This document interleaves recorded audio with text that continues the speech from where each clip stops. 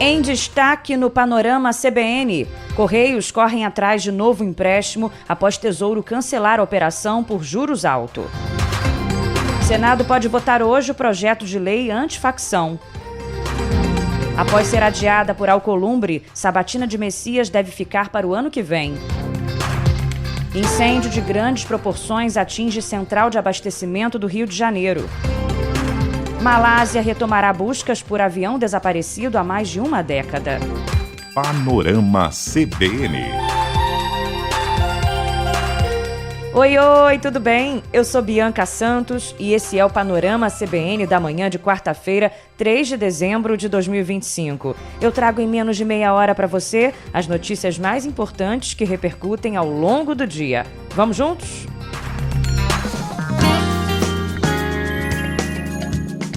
Começamos com a trilha de economia para te contar que a direção dos Correios suspendeu a negociação do empréstimo de 20 bilhões de reais com um consórcio de bancos. A decisão foi tomada depois que o Tesouro Nacional decidiu não dar garantia ao financiamento por causa da elevada taxa de juros, de 20% ao ano. O empréstimo seria usado para pagar dívidas, reestruturar a estatal e fazer novos investimentos. Até setembro, os Correios acumularam um prejuízo de 6 bilhões de reais. A oferta na mesa da estatal foi apresentada por um sindicato de bancos formado por BTG Pactual, Banco do Brasil, Citibank, ABC Brasil e Safra, e previa juros próximos de 136% do certificado de depósito interbancário, taxa diária cobrada nos empréstimos entre as instituições. Esse custo é considerado elevado frente aos parâmetros normalmente observados para operações avalizadas pelo Tesouro, de até 120% do CDI. O órgão avisou a cúpula da empresa que não vai aceitar operações com custo acima desse parâmetro, previsto em empréstimos a estados, municípios e estatais com garantia da União. E aí, com a negativa do Tesouro, os Correios devem insistir com os bancos que fizeram a oferta por condições melhores. Em nota, a empresa disse que a diretoria executiva segue trabalhando em conjunto com os ministérios na avaliação de alternativas que reforcem a liquidez imediata dos Correios, assegurando o andamento das iniciativas necessárias para a recuperação financeira da estatal. E a Comissão de Assuntos Econômicos do Senado aprovou o projeto que aumenta a tributação das bets e sobre as fintechs. Pelo texto, os percentuais vão subindo gradativamente até 2028. No caso das bets, o projeto aumenta de 12% para 18% a alíquota total de tributos cobrada sobre a renda das casas de aposta. A tributação sobre os lucros das fintechs sobe de 9% para 15% até 2028. O governo tenta aumentar a arrecadação para fechar as contas, né? Como não houve pedido para votação em plenário, a proposta seguiu direto para a Câmara dos Deputados. A estimativa de senadores é de um aumento de até 5 bilhões na arrecadação.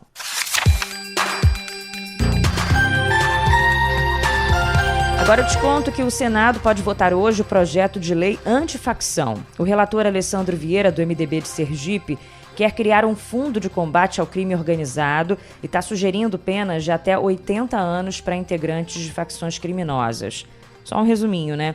Entre as mudanças que devem ser feitas pelo senador está a inclusão do uso de tributação de bets para financiar o combate ao crime organizado também.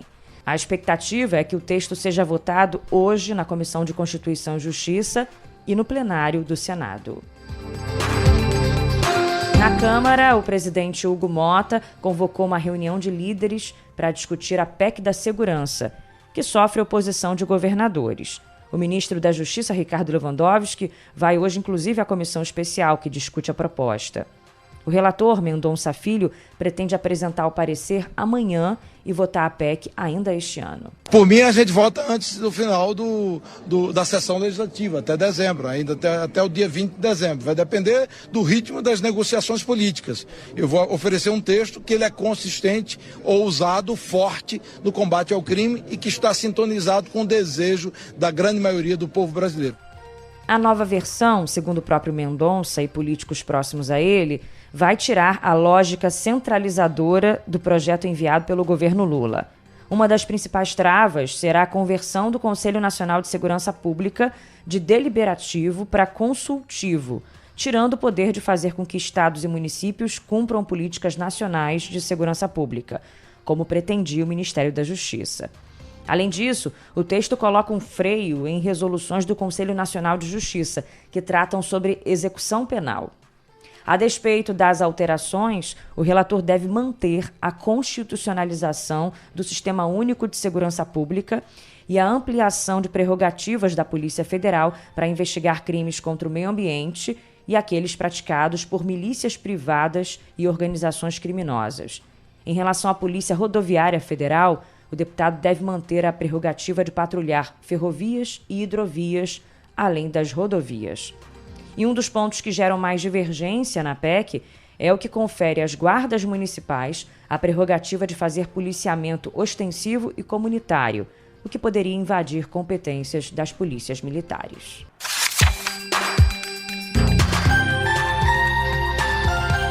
O combate ao crime organizado foi um dos assuntos discutidos pelo presidente Lula numa ligação telefônica com o líder americano Donald Trump. No telefonema de 40 minutos, Lula também pediu que Trump revise as tarifas restantes sobre os produtos brasileiros e evite uma escalada militar contra a Venezuela. Foram 3 assuntos aí nesse bate-papo, digamos assim. Lula pediu também a cooperação dos Estados Unidos no combate ao crime organizado internacional. E aí, numa rede social, Trump falou que teve uma conversa produtiva com Lula e que os dois discutiram assuntos como comércio, combate ao crime organizado, sanções impostas a autoridades brasileiras e as tarifas. Trump falou que espera ver Lula em breve e que muitas coisas boas virão dessa parceria recém-formada. Aos jornalistas, Trump até elogiou o presidente brasileiro. Tivemos uma ótima conversa. Falamos sobre comércio, sobre sanções, porque, como sabem, eu os sancionei devido a certos acontecimentos. Mas tivemos uma conversa muito boa. Eu gosto dele, ele é muito bom. Tivemos algumas reuniões positivas, como sabem, mas hoje tivemos uma conversa muito boa. Ainda repercutindo essa conversa, o ministro da Fazenda, Fernando Haddad, reforçou que o governo identificou conexões entre organizações criminosas brasileiras e estruturas financeiras nos Estados Unidos e, por isso, a importância dessa união para combater o crime organizado. E sem a cooperação do governo dos Estados Unidos, essa atividade é impossível. Está completamente mapeada a operação. Nós temos 15 fundos mapeados no estado de Delaware que são usados para atividades ilícitas de lavagem de dinheiro. Sobre a Venezuela, no telefonema, Lula se disse preocupado com a iminente ação militar americana. O presidente falou para Trump que uma ofensiva dos Estados Unidos teria efeitos sobre Brasil, Colômbia e países vizinhos. Trump foi evasivo, não confirmou que vai atacar, nem prometeu acordo. O Brasil acredita que os Estados Unidos não têm o apoio da União Europeia, Rússia ou China para uma intervenção na Venezuela. Lembrando que ontem o líder americano ameaçou atacar qualquer país que mande drogas para os Estados Unidos. E a porta-voz do Pentágono informou que os Estados Unidos têm um plano de contingência para agir na Venezuela caso o presidente Nicolás Maduro deixe o poder.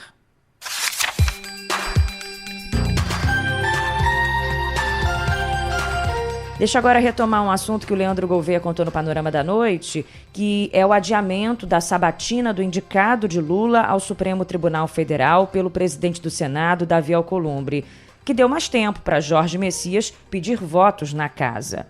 A audiência estava marcada para o dia 10 na Comissão de Constituição e Justiça do Senado, Mas não vai rolar mais não. O Planalto publicou a indicação de Messias no Diário Oficial da União no dia 20 de novembro, só que até agora não enviou a comunicação oficial ao Senado. Estratégia do governo considerada por Alcolumbre uma interferência no cronograma do Senado. Pelo regimento interno da Casa, o processo de sabatina só pode começar após o envio e a leitura da mensagem presidencial. Aliados do governo consideravam o tempo muito curto para Messias conversar com os senadores em busca de apoio. E aí foram protelando, para enviar essa mensagem. Há quem acredite agora que a sabatina de Jorge Messias vai ficar para o ano que vem. Um outro assunto que ainda repercute hoje é a bandeira branca que Flávio Bolsonaro levantou para Michele Bolsonaro depois do racha na família. O PL suspendeu o apoio à candidatura de Ciro Gomes ao governo do Ceará, como queria a ex-primeira-dama, e teve até pedido de desculpa do Flávio para a madrasta.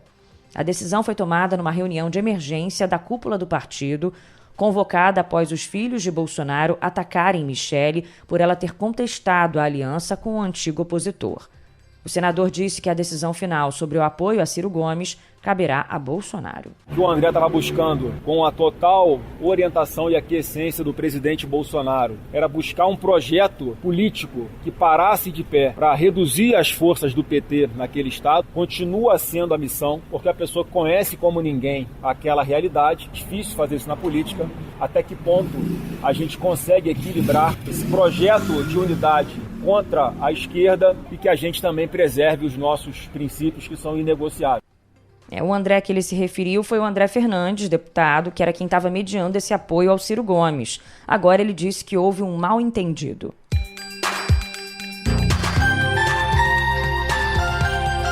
A Comissão de Constituição e Justiça da Câmara voltará a discutir a cassação da deputada Carla Zambelli em alguns dias. Deputados da oposição fizeram um pedido de vista coletivo e a análise do processo foi adiada por 2 sessões. O relator do processo defendeu a manutenção do mandato da parlamentar, que está presa na Itália. Ela fugiu do Brasil para não cumprir a pena de 10 anos de prisão imposta pelo Supremo Tribunal Federal, Diego Garcia, o relator do Republicanos do Paraná, também contestou a condenação imposta pelo STF. Na Justiça, há o indúbio pro réu. E a Câmara deve seguir o mesmo padrão, o indúbio pró-mandato. Na dúvida, prevalece a soberania popular. Diante de todos esses elementos que estão detalhados no meu parecer, o meu voto é pela preservação do mandato da deputada Carla Zambelli. Apesar de o STF ter determinado a perda de mandato de Zambelli, o presidente da Câmara, Hugo Mota, simplesmente ignorou a decisão e retardou o processo. O líder do PT na Câmara, Lindeberg Farias, entrou com um mandado de segurança no STF para que Hugo Mota seja obrigado a cumprir a decisão judicial de cassação da Carla Zambelli. E hoje a Malu Gaspar, colunista do Globo, comentarista da CBN, está contando que os deputados do PL, Eduardo Bolsonaro e Alexandre Ramagem, ausentes da Câmara e vivendo fora do Brasil para escapar de um processo e da prisão determinados pelo STF, incluíram no orçamento de 2026 R$80 milhões em emendas para suas bases eleitorais. As emendas foram chanceladas nesta terça-feira pelo Comitê de Admissibilidade da Comissão Mista de Orçamento. A Constituição estabelece que cada parlamentar tem uma cota de recursos para usar em emendas individuais impositivas. Para 2026, a cota é de 40 milhões e ambos preencheram integralmente as suas. Acontece que Eduardo Bolsonaro já não frequenta mais a Câmara desde março, quando ele se autoexilou nos Estados Unidos e iniciou a campanha contra as decisões do STF junto ao governo Trump, E o Ramagem, lembra aqui a Malu Gaspar, deixou o país em setembro, quando estava sendo julgado pelo STF por participação na trama golpista e depois disso foi condenado a 16 anos, além da perda de mandato e suspensão dos vencimentos. Ainda assim, estão incluindo 80 milhões os dois em emendas ao orçamento do ano que vem.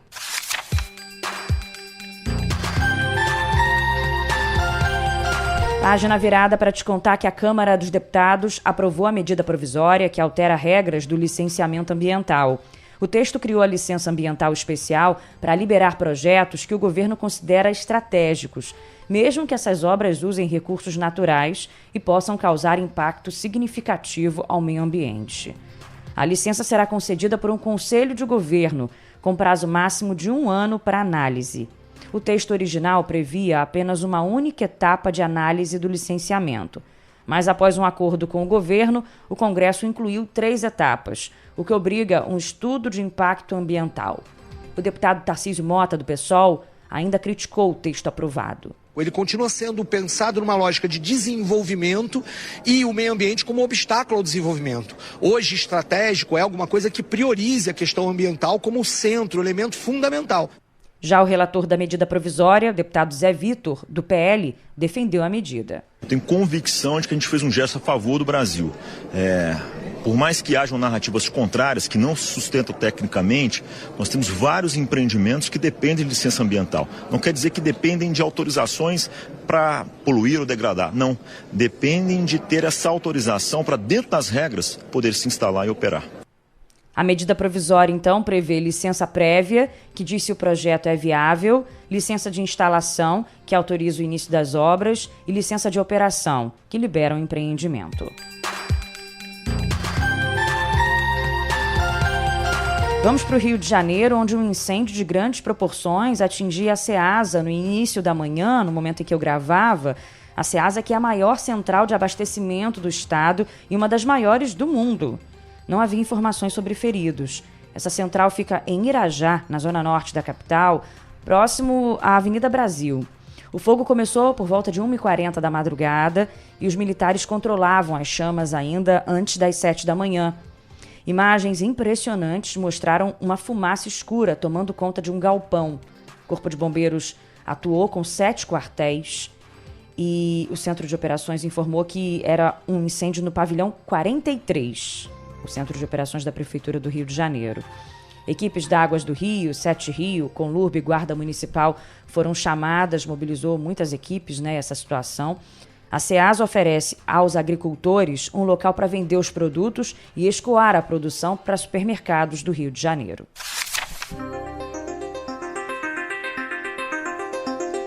Rio e Minas Gerais têm a possibilidade de queda de granizo nesta quarta-feira. Segundo o alerta laranja emitido pelo Instituto Nacional de Meteorologia, as pedras de gelo atingem cidades do interior dos dois estados, como também parte da região litorânea do Rio. O calor e a chuva ainda persistem na região sudeste, com chance de máximas de 30 graus para a capital fluminense e 28 graus para São Paulo e Belo Horizonte. A previsão é de tempestades para grande parte da região norte do Brasil. Estados como Amazonas, Pará, Tocantins e Rondônia vão lidar com chuva de até 50 milímetros no dia, além de ventos intensos que podem atingir 60 quilômetros por hora. O mesmo acontece no centro-oeste do país, que além dos temporais, mantém as altas temperaturas. Por exemplo, máxima de 30 graus para cidades de Cuiabá e Campo Grande e de 29 graus para Goiânia.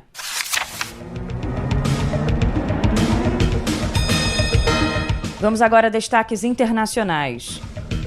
Nos Estados Unidos, a administração Trump disse que suspendeu todas as solicitações de imigração, incluindo processos de green card e de cidadania americana, feitas por imigrantes de 19 países não europeus, citando preocupações com a segurança nacional e a segurança pública. A suspensão se aplica a pessoas de 19 países que já estavam sujeitos a uma proibição parcial de viagem em junho, impondo novas restrições à imigração, um elemento central da plataforma política de Donald Trump, A lista de países inclui Afeganistão e Somália. O memorando oficial que detalha a nova política cita o ataque contra membros da Guarda Municipal em Washington na semana passada. Trump também intensificou a retórica contra somalis nos últimos dias, chamando-os de lixo e dizendo que não os quer no país. E o secretário americano de Estado, Marco Rubio, informou que houve progresso nas negociações com a Rússia para pôr fim à guerra na Ucrânia. Em entrevista à rede de televisão americana Fox News, ele falou que a Casa Branca tenta propor um acordo onde a segurança dos ucranianos seja mantida pelos próximos anos. Segundo Rubio, os Estados Unidos esperam que esse compromisso seja cumprido por Moscou. Do lado da Rússia, momentos antes de uma reunião a portas fechadas com enviados dos Estados Unidos, o presidente Vladimir Putin acusou os governos europeus de sabotarem o processo de paz. Ele falou que não deseja uma guerra com a Europa, mas se os europeus iniciarem um conflito, a Rússia está pronta, nas palavras de Putin. O assessor sênior dele, que participou do encontro, falou que as negociações entre a Rússia e os Estados Unidos foram produtivas, mas ainda havia muito trabalho a ser feito. o teor das conversas não foi divulgado. O governo da Malásia afirmou que as buscas pelo voo MH370 da Malaysia Airlines, desaparecido há mais de uma década, serão retomadas no final deste mês. Informação confirmada pelo Ministério dos Transportes do país. O Boeing 777, com 239 pessoas a bordo, perdeu contato por radar no dia 8 de março de 2014, entre Kuala Lumpur e Pequim. As buscas agora serão conduzidas pela empresa de exploração marítima Ocean Infinity.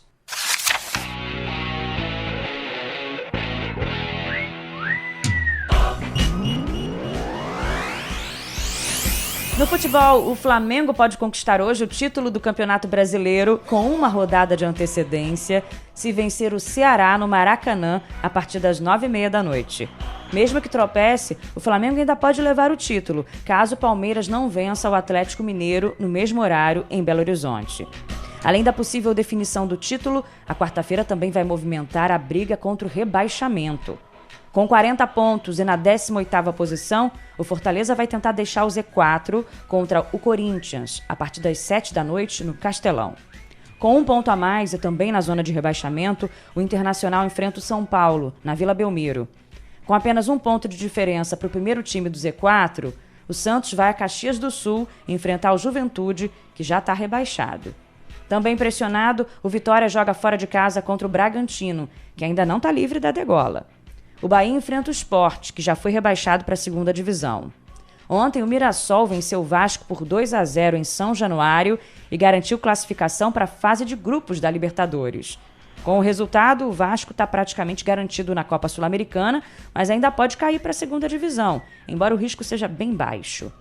Em Porto Alegre, o Fluminense bateu o Grêmio por 2-1 e voltou à zona de classificação direta para a fase de grupos da Libertadores. O time gaúcho aparece na 10ª posição, com 46 pontos ganhos e deve confirmar a vaga na Copa Sul-Americana. Brasil! No último amistoso do ano, a seleção brasileira de futebol feminino goleou Portugal por 5-0. No ano que vem, o time vai se preparar para a Copa do Mundo de 2027, que será realizada no Brasil.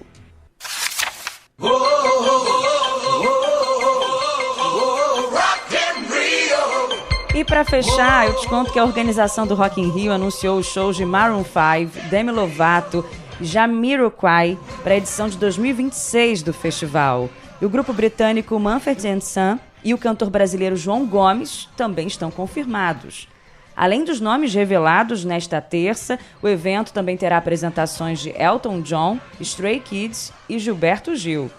O Rock in Rio 2026 ocorrerá nos dias 4, 5, 6, 7 e 11, 12 e 13 de setembro, e ainda vem muito mais atrações por aí.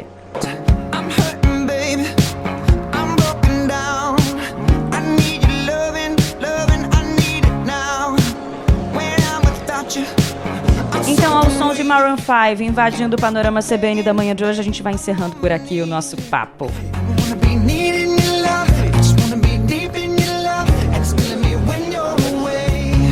Comigo, o DJ Laerte Afonso, nosso editor Edmilson Fernandes. E você, né, que me dá a honra da sua companhia. Obrigada, hein? Não se esqueça do Panorama CBN da noite com Leandro Gouveia. E amanhã eu tô de volta. Beijo, tchau.